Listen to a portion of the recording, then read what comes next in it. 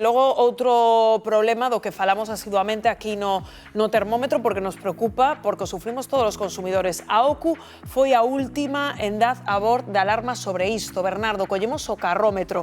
Hai unha evidencia, comer san cada vez é máis caro, non? Comer san, Rocío, é un 20% máis caro, efectivamente. Segundo un estudo da OCU, o prezo medio dos alimentos son un 36% maior que hai 4 anos. E segundo ese mesmo estudo, priorizar o consumo de froitas, verduras, pescados ou lácteos sobre o consumo de ultraprocesados custa, ollo, uns 35 euros máis o mes por persoa. Esta mañá comprobámolo. Fomos ao súper con 30 euros para encher unha cesta saudable e outros 30 euros para encher unha cesta menos saudable, unha cesta máis convencional. Na primeira, na saudable, metimos café, froita, deunos para 3 plátanos e 3 laranxas, de verdura eliximos xudías e tomate, de carne eliximos carne de tenreira, peixe eliximos salmón, lácteos, 1 litro de leite e 4 unidades de yogur. E unha dúcia de ovos, por certo, collímolos a 3,70 euros a dúcia xa. Con estes 10 produtos, sumamos xa eses 30 euros. 10 produtos. Da outra, eses mesmos 30 euros deronnos para 2 botellas de bebidas azucradas. De pratos precociñados eliximos lasaña, eliximos salchichas, tortilla de pataca, pizza, ensaladilla. Tamén nos deu para petiscos, como poden ser flocos de millo ou patacas fritas, chocolatinas, tomate frito, que máis? Galletas, pan de molde, pan conxelado, bolería industrial rechea de chocolate e zume ultraprocesado. É dicir, polo dobre de produtos pagamos a mesma cantidade, 30 euros.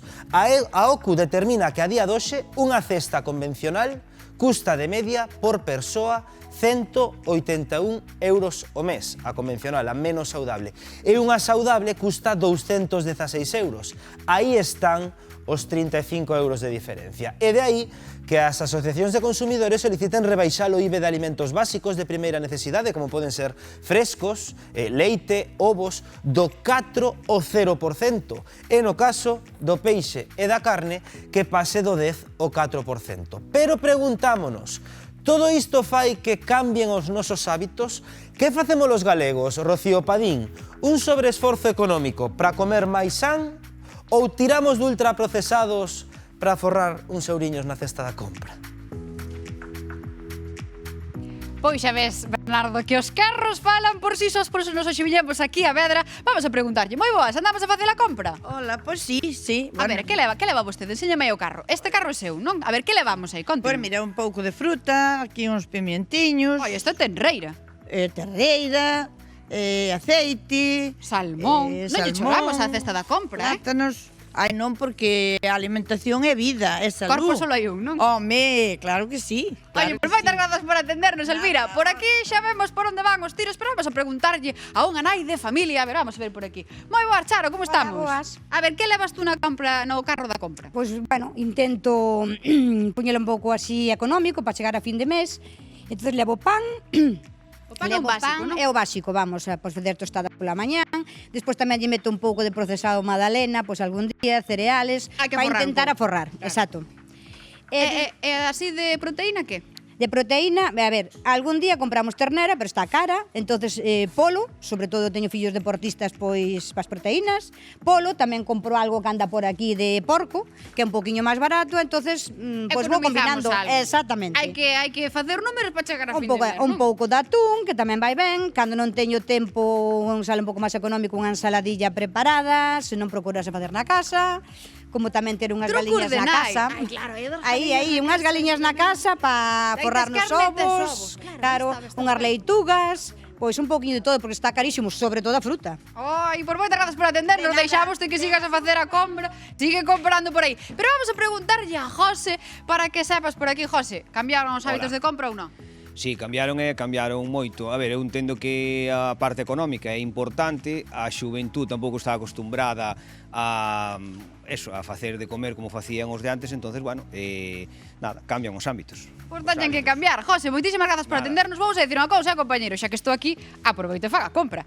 Vémonos! José, vou facer a compra. A ver, bótame por aí a man. Querida Rocío, moitas grazas. Bueno, é unha evidencia que nos están dicindo todas as asociacións de consumidores, Patricia, preocupante, porque parece que non toca teito. É que comer ben cada vez é máis caro e comer mal cada vez é máis barato e, ademais, máis rápido. E isto é o que está facendo que esa fenda entre unhas clases e outras se estea agrandando, Rocío, e iso que explica, por exemplo, que os maiores índices de obesidade e de problemas como a diabetes en nenos moi pequeniños estén nas clases máis empobrecidas, porque é a tormenta perfecta. Son produtos moi baratos, que ademais están baixando de prezo, cando produtos moi necesarios como os ovos están triplicando o seu prezo, e que ademais son moi rápidos, e agora mesmo as familias o que non teñen cartos, pero tampouco teñen tempo. Entón, xúntase todo para levarnos a situación na que estamos E, Víctora, que realmente ante esta evidencia que facemos, a OCU, por exemplo, é das que plantea eso do IB0, dicir, tomar cartas no asunto, non? Esa é unha alternativa, pero eu penso que ten que ser algo máis forte, digámoslo así, non? Isto é un problema de saúde pública, ao final, que non estamos un pouco, o foco está un pouco disperso, non? Falamos de alimentación, a alimentación é saúde pública, está ao nivel de outro tipo de cuestións que se atacan, non? Por exemplo, o consumo de alcohol, de tabaco, súbese o prezo do alcohol, súbese o prezo do tabaco para que non se consuma, e, sin embargo, os alimentos que realmente son saudables, súbese tamén o prezo. Eso non pode ser. Quero dicir, o feito de unha baixada impositiva é, como falamos antes, un parche, por meu punto de vista. Non pode ser que os alimentos sigan subindo, que as distribuidoras da alimentación, as grandes distribuidoras, estén facendo o que están facendo, aproveitándose, cando vemos que na orixe os prezos non suben, na orixe os prezos siguen sendo baixos, co cal, aquí ten que se facer un compendio de medidas, pero serias, totalmente serias, porque o que decía Rocío, non? Ao final é saúde pública e saúde das persoas. A ver, é que isto é un asunto que creo que nos enfada, non, a todos os consumidores, porque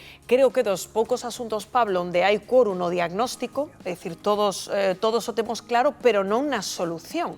Claro. Si en que algo haberá que facer, non? Realmente non se lle pode dicir a xente que a economía vai moi ben cando facemos a enquisa diaria no supermercado, que é o que di Rocío. Eso vemos todos os días, e vemos como medran os prezos. Realmente o que estamos chamando cesta saudable, como víamos agora, é o mínimo que temos que comer para non sufrir enfermidades graves a medio prazo. E non só falamos de, como dicía Patricia, diabetes, a obesidade e as súas consecuencias, enfermedades cardíacas, cancro, etc. É dicir, que eso que chamamos cesta saudable, en realidade, é o básico para estar comendo ben. Se sumamos a iso que non hai moito tempo, que a xente nova pois tende últimamente, parece que a cociñar menos, é un cóctel terrible, e como ben apuntaba Víctor, hai que tomar medidas serias, porque está en xogo a saúde de toda a poboación, e sobre todo nos novos da poboación que ven, non? Sen dúbida ningunha.